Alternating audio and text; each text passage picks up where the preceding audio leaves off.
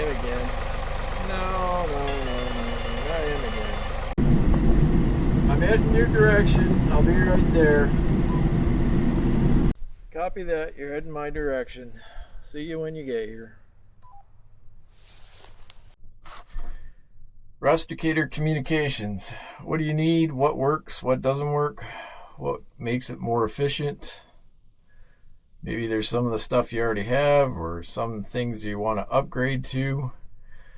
I'm going to do a little series of different things that I use here in my daily operating on the farm and doing other things in communications.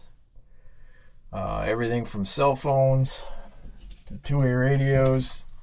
We'll cover a few different options. So we're gonna start it out from the basics and work our way up. You know, either adopt all the ideas, none of the ideas, some of the ideas, whatever works for you. Communication's about what works for you and what's efficient for you. I do have a little experience in it before I got into this line of work. I did have some time in the military, used a lot of radios there.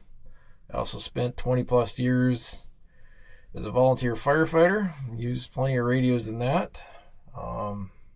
Ever since we acquired this farm, we've had radios as part of the communication plans out here. They've evolved over the time. So I have some different ideas for you, and we'll go through this, keep it pretty basic, pretty simple.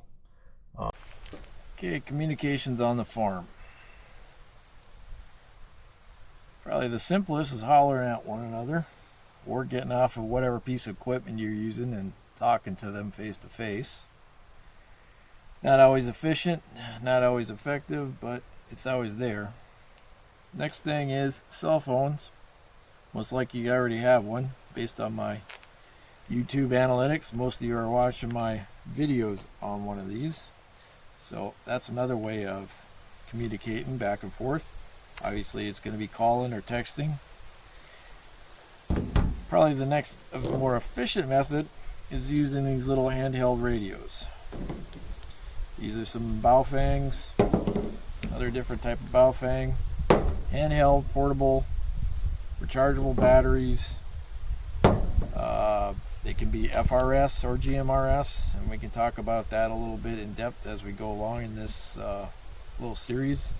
I'll break down the difference between FRS and GMRS, and not to be a radio dork and kind of bore you with stuff, but we'll get into that.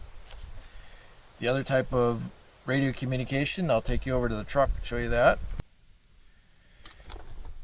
Here in the truck we have two different types of radios. I got a CB radio, which is AM FM CB, and then I have a GMRS transmitter, but also as an FM receiver. So allows me to do a few different things. It gives me a little power to communicate to the handhelds. It's got more watts, there more power than the handhelds, so I can communicate a little farther. Also, I have a taller antenna on top of the truck.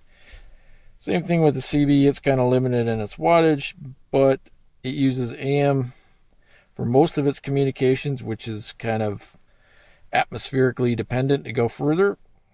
Otherwise, it stays pretty short range. FM, a little clearer signal, goes a little further in the line of sight method, but so they all have their place. CBs still have their place. Some trucks, other equipment are still operating CBs. The GMRS obviously pairs with the GMRS radios, also will pair with the FRS radios.